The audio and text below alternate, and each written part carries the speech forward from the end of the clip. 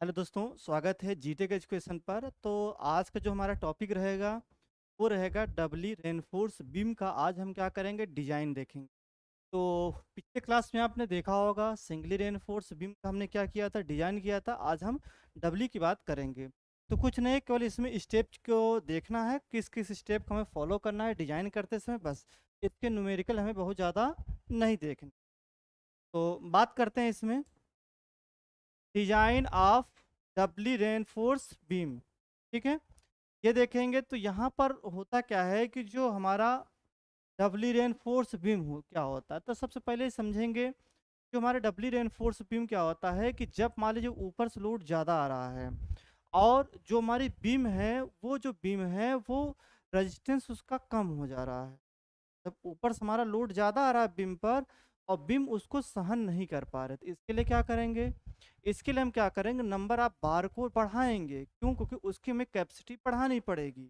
ठीक है, जब नीचे हम और बार दे देते हैं तो हमारा बीम क्या हो जाता है, ओवर रेनफोर्स हो जाता है। जब ओवर रेनफोर्स हो जाता है तो उसको कम करने के लिए हम क्या करते हैं, ऊपर भी क्या डाल देते हैं, रेनफोर्समेंट डाल देते हैं। तो इससे ही हम बोलते हैं डबली रेनफोर्स बीम। ठीक है, तो यहाँ पर हम देखते हैं सबसे पहले, जैसे कि यहाँ पर हमारा एक डायग्राम दिया है, नीचे भी बार है ऊपर भी बार है। तो कैसे बनाए हैं, सबसे पहले देखिएगा सेक्शन ए को हमने रिप्रेजेंट किया नीचे वाले सेक्शन में, जहाँ पर हमने AST1 से रिप्रेजेंट किया है। ठीक है, AST1 से। और इसको हमने दिखाया जो लिमिट है उसको हाँ अम्यू लिमिट से दिखाया है। तो अगर इस सेक्शन की आप बात करते हैं तो ऊपर से जो हमारा होता है उसको हम दिखाते हैं D डैश से, ऊपर का। और टोटल हमारा जो होता है, जो हमारे जो बार है उस बार के ऊपर से टॉप तक की जो दूरी होती है उसको हम स्मॉल d से रिप्रेजेंट करते हैं। उसके बाद ये हमारी न्यूट्रल एक्सिस हो गई, इस न्यूट्रल एक्सिस से ये हमारी क्या होती है, एक्स यू होती है।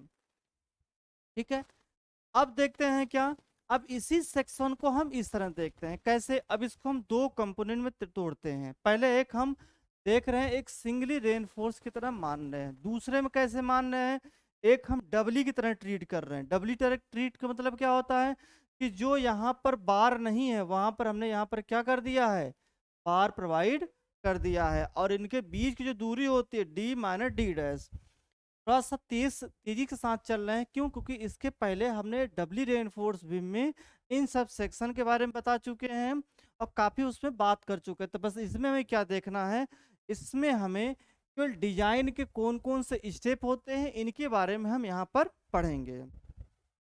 ठीक है, क्योंकि एग्जाम भी धीरे धीरे नजदीक आ रहा है। तो यहाँ पर सबसे पहले बात क्या आती है हमारी, section 1 consist of singly reinforce balance section having area of AST1। तो हमने क्या किया, पहला जो हमारी डबली रेनफोर्स बीम था उसको हमने एक सिंगली रेनफोर्स की तरह ट्रीट किया। उसको हमने क्या कहा है, AST1। जो उसमें स्टील यूज हुआ है, एरिया ऑफ स्टील, उसको हमने AST1 से क्या किया है, रिप्रेजेंट किया है। ठीक है, AST1 से। अब बात करते हैं सेक्शन 2 की। तो सेक्शन 2 में क्या बात करते हैं कि section 2 consist of compressive steel. जो हमारा कंप्रेशन का स्टील है उसे हमने ASC से रिप्रेजेंट किया। एंड एडिशन टेंसाइल स्टील, मतलब जो हमने एडिशनल क्या किए हैं, रेनफोर्स डाले हैं, उसको हमने AST2 से। जैसे मान लीजिए कि हमारा कोई हमें डबली रेनफोर्स बीम बनाना है, तो सबसे पहले हमने एक सिंगली रेनफोर्स बनाया। ठीक है, उसके बाद कितना एक्स्ट्रा लोड आ रहा है उस बीम पर, कितना एक्स्ट्रा लोड आ रहा है उसके लिए हमने नीचे कुछ और सरिया प्रोवाइड किया। जब नीचे और सरिया प्रोवाइड किया तो वो हमारा क्या हो जा रहा था, वो हमारा ओवर हो जा रहा था। जब ओवर हो जा रहा था तो उसको बैलेंस करने के लिए हमने क्या किया, ऊपर भी सरिया प्रोवाइड किया। तो वही बात कर रहा है, जो हमने नीचे सरिया प्रोवाइड किए हैं उसको AST1 से रिप्रेजेंट किया है। और जो हमारा दूसरा सेक्शन आया है, जो ऊपर हमने बार का यूज किया है, उसे ASC से रिप्रेजेंट करते हैं। और जो हमारा नीचे सरिया होता है उसे AS2 से क्या करते हैं, रिप्रेजेंट करते हैं। तो अगर हम बात करते हैं दोनों की, दोनों का मतलब क्या था कि जो यहाँ पर सेक्शन था, ठीक है, यहाँ पर MU था माने, और यहाँ पर क्या मान लिए हम, mu2 मान लिए। तो अगर हम मोमेंट मानेंगे, अगर इस पूरे का अगर हमें मोमेंट लेना होगा, mu लिमिट प्लस mu2, तो मिलाकर ये टोटल हमारा क्या हो जाएगा, मोमेंट हो जाएगा। ठीक है, उसके बाद क्या होगा, सेक्शन में क्या क्या दिया रहेगा, स्पान, पी और डी, ग्रेड ऑफ कंक्रीट और स्टील, और साथ साथ इम्पोज लोड ये हमारा दिया रहेगा। तो सबसे पहले हम चलते हैं, बस आपको चीज़ों को देखना है। तो सबसे पहले हमारे पास गिवन डाटा क्या रहेगा, बी का मान दिया रहेगा, डी का मान दिया रहेगा, ग्रेड दिया रहेगा, किस ग्रेड की है, कौन सी स्टील का यूज किया जा रहा है, और इम्पोज लोड देगा। तो सबसे पहले जैसे आप जब सिंगली का डिजाइन कर रहे थे, सिंगली के डिजाइन में क्या कर रहे थे, सबसे पहले आप क्या करते, डी निकालते थे, बी निकालते थे। क्यों निकालते थे, क्योंकि एल वहां पर दिया रहता था। इसमें क्या रहेगा, इसमें ऑलरेडी बी और डी का मान दिया रहेगा। जब बी और डी का मान दिया रहेगा तो हम सेकंड में क्या कर लेंगे, फर्स्ट स्टेट में लोड निकाल लेंगे। लोड में कौन कौन से लोड निकालेंगे, वहां वहां पर जैसे हम कर रहे थे सिंगली में, वहां पर इम्पोज लोड और सेल्फ वेट को हम क्या करते थे, ऐड करते थे। जो हमारा इम्पोज लोड आता था और सेल्फ वेट आता था, उसको हम क्या करते थे, ऐड करते थे। यहाँ पर भी यही बात करेंगे, इम्पोज लोड दिया रहेगा और सेल्फ वेट निकालकर दोनों को ऐड कर लेंगे। उसके बाद क्या करेंगे, हम क्या करेंगे, डिजाइन के लिए फैक्टर्ड लेते हैं WD, उसमें जो भी लोड आएगा W1 प्लस W2 की जो वैल्यू आएगी, उसमें 1.5 का क्या कर देंगे, मल्टीप्लाई कर देंगे। तो ये हमारा आ जाएगा, लोड आ जाएगा। लोड के बाद क्या निकालेंगे, बेंडिंग मोमेंट निकालेंगे। ठीक है, बेंडिंग मोमेंट क्यों निकालें, क्योंकि बेंडिंग मोमेंट उस पर जो हमारी बीम है उस पर क्या आ रहा है, मोमेंट आ रहा है। उसकी वैल्यू देखेंगे WL²/8 से। इसको हम किसके बराबर कर देंगे, mu की, जैसे वहां पर भी हम करते थे। mu बराबर हम क्या मानते थे, bm मानते थे। सेम यहाँ पर भी वही बात करेंगे। तो bm बराबर mu, और bm की वैल्यू क्या होती थी, WL²/8। क्यों होता है, क्योंकि हमारा क्या है, एक सिंपली सपोर्टेड है, उस पर यूडीएल लगा हुआ है। ठीक है, और mu जैसे मैंने अभी जस्ट बात कर ही रहा था कि mu जो होता है, mu लिमिट प्लस mu2 होता है। इन दोनों को मिलाकर हमारा क्या होता है, mu होता है।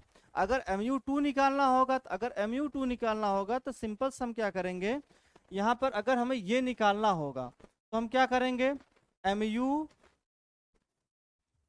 देखिएगा, mu लिमिट प्लस mu2 बराबर mu, हमें क्या निकालना है, mu2 निकालना। तो सिंपल से क्या करेंगे, mu माइनस mu लिमिट हो जाएगा। ठीक है, ये किसके बराबर हो जाएगा, mu2 के बराबर हो जाता। ठीक है, mu2 बराबर क्या हो जाएगा, mu माइनस mu लिमिट हो जाएगा। ठीक है, चलिए अब देखते हैं, यहाँ पर mu हमें निकल जाएगा, कैसे निकलेगा, WL²/8 से।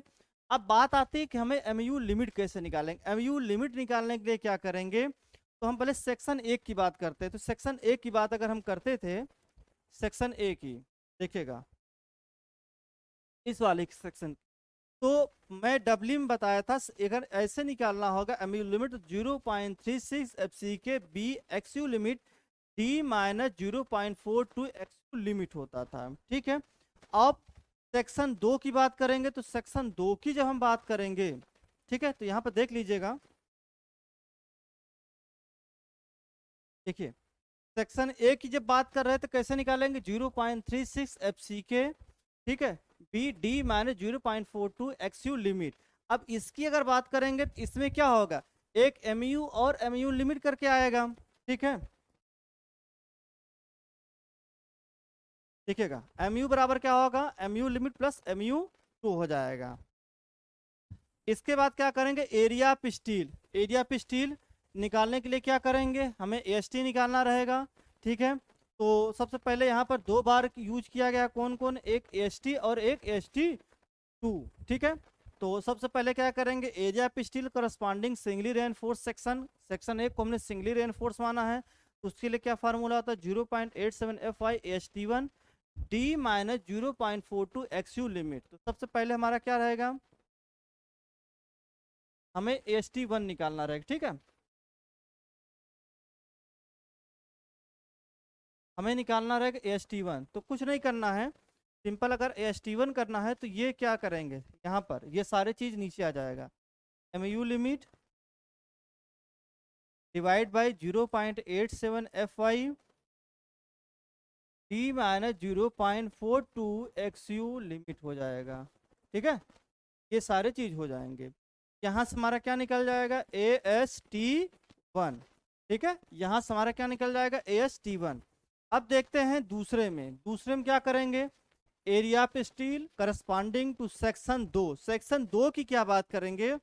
यहाँ पर क्या होता था, क्योंकि वहां पर हम ऊपर नीचे दोनों सरिया प्रोवाइड किए थे, इसलिए उसको AST2 से हमने क्या किया था, रिप्रेजेंट किया था। तो वहां पर भी वही बात आएगी, 0.87 FI AS2 D minus D dash. तो यहाँ से हम क्या निकाल लेंगे, AST2 निकाल लेंगे। तो AST2 निकालने के लिए क्या करेंगे, MU डिवाइड कर देंगे 0.87 FY D minus D dash हो जाएगा, ठीक है। ये हमारी AST2 वैल्यू आ जाएगी। उसके बाद क्या करेंगे, अभी हमने क्या निकाल लिया है, AST1 निकाल लिया, AST2 निकाल लिया। अब क्या करेंगे, अब इन दोनों का ऐड कर लेंगे। अगर हमें AST निकालना होगा तो हम क्या करेंगे, AST1 प्लस AST2 हो जाएगा, ठीक है। ये हो गया, AST1 प्लस AST2 हो जाएगा। तो अब हमारा जब AST आ गया, तो हम ये देखेंगे, एज्यूम करेंगे, ठीक है। अपने से क्या कर लेंगे, एज्यूम कर लेंगे। तो देखेंगे अगर AST आ गया है तो क्या करेंगे, 20 mm या 25 mm जो भी बार होगा उससे हम क्या करेंगे, भाग दे देंगे। जैसे पिछले क्लास में आपको हमने एक सवाल में बताया था, नंबर आप बार निकालने के लिए क्या करेंगे, AST A0 हो जाएगा, AST। और जो एक स्टील की मतलब एक जो हम स्टील का डाया लेते हैं उससे भाग दे देते हैं, तो पता चल जाता नंबर आप बार कितना लगेगा। जैसे नॉर्मली समझेगा, अगर हमने क्या किया है, 20 mm की बार का यूज किया, तो 20 के लिए 0.78 इंटू हमने क्या किया 20, कैसे π/4 इंटू 20 का स्क्वायर हो जाएगा, ठीक है। तो सिंपल से निकाल लेंगे यहाँ से 0.78 मल्टीप्लाई 20 का स्क्वायर, ये हो गया 312, ठीक है। 312 आ गया। और जो AST आया होगा, जो AST आया था उसमें हम किस में भाग दे देंगे, जो हमारा स्टील हमने एज्यूम किया उसके एरिया से हम क्या कर देंगे, भाग दे देते हैं, ठीक है। अब आगे चलते हैं, यहाँ पर आगे देखते हैं, यहाँ पर हमने एज्यूम करके निकाले π/4, ठीक है। अब देखते हैं एरिया ऑफ कंप्रेशन स्टील। अब हमें एरिया ऑफ कंप्रेशन निकालना होगा, तो उसके लिए क्या करेंगे, ठीक है। उसके लिए हमें MU2 निकालना है, क्योंकि MU2 से रिप्रेजेंट किया। यहाँ पर तो हमने क्या निकाला है, यहाँ से हमारा आ जाएगा AST2 आ जाएगा, यहाँ से हमारा N आ जाएगा, कितना नंबर लगा है, और यहाँ से हमारा क्या आ जाएगा, MU2 क्या करेंगे, FSC क्या होता है हमारा, जो हमारा होता है एरिया, जो हमारा एरिया हो जाएगा स्टील का, किसमें, कंप्रेशन में, वो, ठीक है। यहाँ पर ASC रिप्रेजेंट क्या किया है, area of steel in compression, और उसका क्या हो जाएगा, जो स्ट्रेस है, क्योंकि फोर्स निकालना क्या है, मोमेंट इनटू मोमेंट होता है। अगर मोमेंट निकालना तो फोर्स इनटू डिस्टेंस होता है, बल्कि यहाँ पर हम क्या करते हैं, एरिया इनटू डिस्टेंस की बात करते हैं, या फिर हम क्या करते हैं, फोर्स इनटू स्ट्रेस। तो फोर्स इनटू स्ट्रेस का मतलब क्या है, तो यहाँ पर हम फोर्स न लेकर, ठीक है, यहाँ पर क्योंकि सेक्शन हमारा छोटा है, बहुत बड़ा सेक्शन तो है नहीं, यहाँ पर हम एरिया की बात करते हैं। तो एरिया की बात करते हैं तो हमारा ASC, और जो इस पर स्ट्रेस होता है वो होता है FSC, ठीक है। तो कहने का मतलब जो हमारा कंप्रेशन में जो स्ट्रेस है उसे FSC से रिप्रेजेंट करते हैं, और बीच की जो दूरी होती है वो क्या होती है, D माइनस D डैश होती है, ठीक है। अब निकालना क्या है, ASC निकालना। जब ASC निकालना होगा, सिंपली क्या करेंगे, जो भी पोर्शन होगा उसको नीचे ला देंगे। तो MU2 FSC D minus D dash हो जाएगा, ठीक है। ये हमारी किसकी वैल्यू आ जाएगी, MASC की वैल्यू, ठीक है। ASC की वैल्यू आ गई। यहाँ से भी वही चीज़ है, हम एज्यूम कर लेंगे 12 mm 15 mm 18 mm एज्यूम करके फिर भाग दे के निकाल लेंगे यहाँ से, ठीक है। आगे चलते हैं। उसके बाद क्या करेंगे, जैसे वहाँ चेक करते थे, चेक फॉर शियर, तो यहाँ पर निकाल लेंगे टाउ वी निकाल लेंगे कैसे, V U B into D, ठीक है। और वी यू कैसे निकालेंगे, W D into L by two. W D पहले निकाले हैं, कैसे निकाले हैं, यहाँ पर जो हमारा W आया था, W1 प्लस W2 आया था, उसे हमने क्या किया था 1.5 W से भाग दिया था, तो ये हमारा आ गया था WD आ गया था, ठीक है, WD आ गया था। तो अब देखिए आगे चलते, अब हम क्या निकालेंगे, ये तुम्हारा हो गया नॉमिनल शियर स्ट्रेस। जब नॉमिनल शियर स्ट्रेस निकल गया तो उसके बाद हम क्या करते हैं, शियर स्ट्रेंथ ऑफ कंक्रीट निकालते हैं। तो शियर स्ट्रेंथ ऑफ कंक्रीट निकालने के लिए क्या करेंगे, यहाँ पर हम टाउ सी से रिप्रेजेंट करते हैं, ठीक है। टाउ सी क्या होता है, परसेंटेज ऑफ स्टील, और ग्रेड ऑफ कंक्रीट पर क्या करता है, डिपेंड करता है। इसके लिए निकालने के लिए क्या करेंगे, S T B into D into 100 कर देते हैं, ठीक है। तो ये आ जाता है टाउ सी की वैल्यू। उसके बाद मैक्सिमम कैसे निकालेंगे, ग्रेड का, मतलब किस ग्रेड का यूज किया गया है। तो पिछले क्लास में मैंने बताया था, पूरा डिस्क्राइब किया था। जैसे अगर हम बात करते हैं ग्रेड की, M15, M20, M25, M30, M35, M40 या अबव, इसके लिए वैल्यू क्या होती थी, 2.5, 2.8, 3.1, 3.5, 3.7 और 4 होता, ठीक है। तो यहाँ से हम चेक कर लेंगे, तो मतलब क्या क्या निकाल लेंगे, टाउ वी निकाल लेंगे, टाउ सी निकाल लेंगे, टाउ सी मैक्सिमम निकाल लेंगे।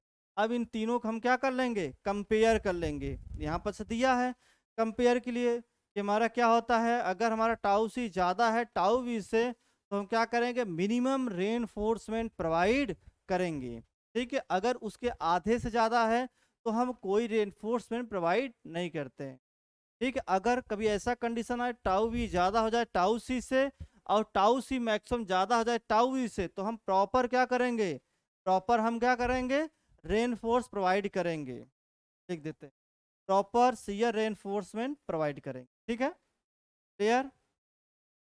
अब आता है स्पेसिंग। स्पेसिंग में क्या करते हैं, अगर कभी ऐसा कंडीशन आए कि टाउ सी मैक्सिमम कम हो जाए टाउ वी से, तो हम डिजाइन फिर से करते हैं, तब रीडिजाइन करेंगे। फिर से हम क्या करेंगे, बी और डी मानेंगे, फिर हम मोमेंट निकालेंगे, फिर मतलब पहले क्या करेंगे, बी और डी निकाले, लोड निकाले, मोमेंट निकाले, और उसके बाद क्या करेंगे, हम स्टील निकालेंगे। उसके बाद क्या करेंगे, हम सीधा सारे प्रोसेस को आगे बढ़ते हुए डिजाइन करेंगे, ठीक है। मतलब कि क्या निकालेंगे, tau V, tau C maximum निकालेंगे, और उसके बाद क्या निकालेंगे, स्टीरअप निकालेंगे। तो स्टीरअप निकालने के लिए 0.87 FI ASV 0.4 भी कर देते हैं, ठीक है। और ASV कैसे निकालेंगे, इसमें जूम करेंगे 8 से 12 mm पाई 4 इंटू डी स्क्वायर ASV आ जाएगा, डी दिया रहेगा, और नीचे हमारा सब कुछ दिया रहेगा, निकाल लेंगे, ठीक है। देख लीजिएगा एक सवाल है नॉर्मल समझने के लिए, तो आपके एग्जाम में पूछ सकता है कि डबली रेनफोर्स बीम की डिजाइन के स्टेप लिखिए।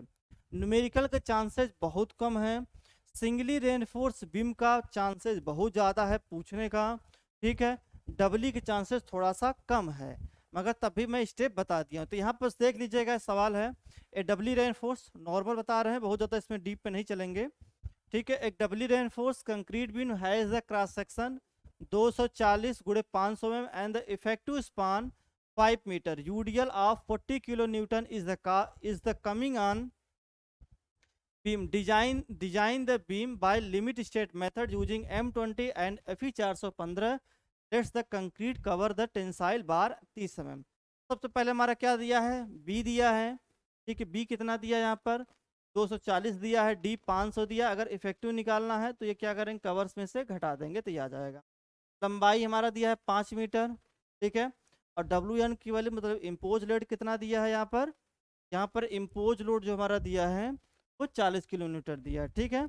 अब देखिएगा आगे चलते हैं, ठीक है। यहाँ पर ऊपर और नीचे दोनों की बात किया है 30 कंक्रीट कवर टेंसाइल बार, ठीक है। अब देखिए सबसे पहले हम क्या निकालते हैं, तो लोड W1 और W2 निकालेंगे कैसे, हमारा क्या होता है, एक B इंटू डी और गुड़े 2500, या मतलब 25,000 कर देंगे तो न्यूटन पर मीटर में आ जाता है। अगर हमें क्या करना है, अगर हमें निकालना है मीटर में, किलो न्यूटन में, तो 25 हो जाएगा। तो कर दिया, यहाँ पर 3 आ गया। अब इन दोनों को ऐड कर लेते हैं, ऐड करने के बाद 1.5 को मल्टीप्लाई कर देंगे, WU आ जाएगा। उसके बाद क्या निकालेंगे, बेंडिंग मोमेंट निकालेंगे। बेंडिंग मोमेंट क्या होता है, WL²/8, WU हो जाएगा। L²/8, WU की वैल्यू है 64.5 और L की वैल्यू 5 है, तो यहाँ से हमने क्या निकाला, MU निकाला। उसके बाद फिर हमें क्या निकालना, मोमेंट ऑफ रेजिस्टेंस निकालना। मोमेंट ऑफ रेजिस्टेंस में हम क्या करेंगे, MU लिमिट निकालेंगे। तो MU लिमिट आए कैसे, यहाँ पर हमारा जो यूज हो रहा है वो FY 415 का यूज हो। तो जब FY 415 होता है तो 0.138 FC के BD² D-0.42, ठीक है। या फिर डायरेक्ट ऐसे कर लेते हैं तो 0.138 FC के BD², तो 0.13 FC के M20 का यूज किया है। डी की वैल्यू 240 और डी की वैल्यू 470 का स्क्वायर, MU लिमिट आ गया। हमें निकालना क्या है, हमें निकालना है MU2। अगर MU2 निकालना हो तो मैंने बताया था कि MU बराबर क्या होता है, MU लिमिट प्लस MU1 हो जाएगा, ठीक है। MU1 की वैल्यू, या फिर ऐसे भी कह सकते हैं MU1 न लेकर MU बराबर क्या हो जाएगा, MU लिमिट प्लस MU2 हो जाएगा। तो यहाँ से हमने क्या किया है, यहाँ से हमारा MU की वैल्यू आ गई, यहाँ से MU लिमिट क्या आ गई, तो यहाँ से हमने घटा दिया है, MU2 आ गया, ठीक है। इसके बाद फिर हमें क्या निकालना है, एरिया ऑफ स्टील निकालना। एरिया ऑफ स्टील AST1 निकालेंगे, MU limit 0.87 FY D minus 0.42 XU limit. MU limit की वैल्यू यहाँ से आ गया है, MU लिमिट की वैल्यू 0.87 FY 415, D हो जाएगा, D 470 है, 0.42 XU। अब XU लिमिट कैसे निकालेंगे, यहाँ पर हमारा दिया है FY 415। तो जैसे पिछले क्लास में हमने बताया था कि अगर FE 250 है, अगर FE 250 है तो 0.53 D लेंगे। अगर FY हमारा 415 है तो 0.48 D लेते हैं। अगर हमारा FE 500 है तो 0.46 D लेते हैं। तो यहाँ पर क्या कर रहे हैं, 415 का यूज किया तो इसलिए 0.48 ले रहे हैं, ठीक है। 0.48 D हो जाएगा। यहाँ पर क्या हो जाएगा, 400, ठीक है। यहाँ से किए तो हमारा कितना वैल्यू आया है AST1 का, 1080 आया। अब देखिए AS2 निकालने के लिए क्या करेंगे, MU limit 0.87 D minus D dash, ठीक है। सारे चीज किए, MU लिमिट की वैल्यू दिया ही है यहाँ पर, MU लिमिट का एक,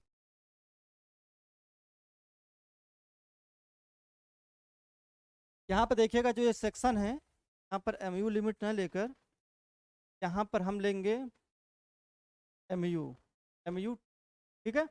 MU2 होगा तो MU2 रखेंगे, 0.87 हो जाएगा FY D 470, 30 कर देंगे तो AST आ जाएगा, AST2। अब दोनों क्या करेंगे, ऐड कर लेंगे, AST1 और AST2, ठीक है। 1428 आ गया। अब क्या करेंगे, हम एज्यूम करेंगे 20 mm 18 mm, तो उसके बार से हम क्या करेंगे, जो एरिया होगा उस बार का, तो हमें पता चल जाए कितना नंबर ऑफ बार है। तो यहाँ पर हमने क्या किया है, और यहाँ पर हमने 20 mm के बार का यूज किया है तो 5 आ गया। कैसे आया, पिछले क्लास में बताएं, यहाँ पर थोड़ा सा बता देते हैं।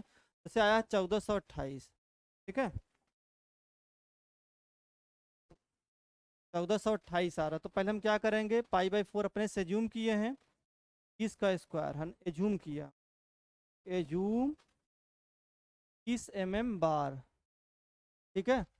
30 mm बार हमने क्या किया है, एज्यूम किया है, सिंपल चीज है। जब एज्यूम किए हैं तो ये एरिया कितना आ जाएगा, 0.78 मल्टीप्लाई 20 का स्क्वायर, तो ये आ जाएगा 312 आ जाएगा। और टोटल हमारा एरिया कितना है, टोटल हमारा एरिया है 1428, 1428 डिवाइड बाई 312, 1428 भागे 312, तो ये आ जाएगा 4.5।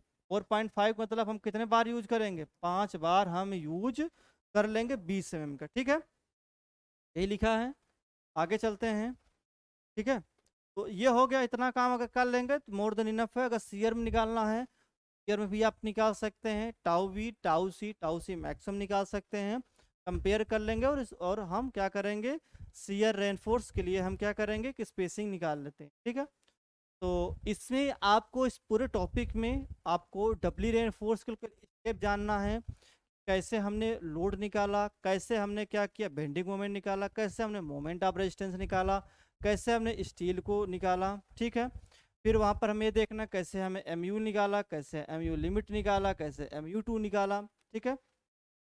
और कैसे हमने बार को एज्यूम किया। बस यही स्टेप आपको एग्जाम में लिखने हैं। चलिए मिलते हैं अगले लेक्चर में। जय हिंद, जय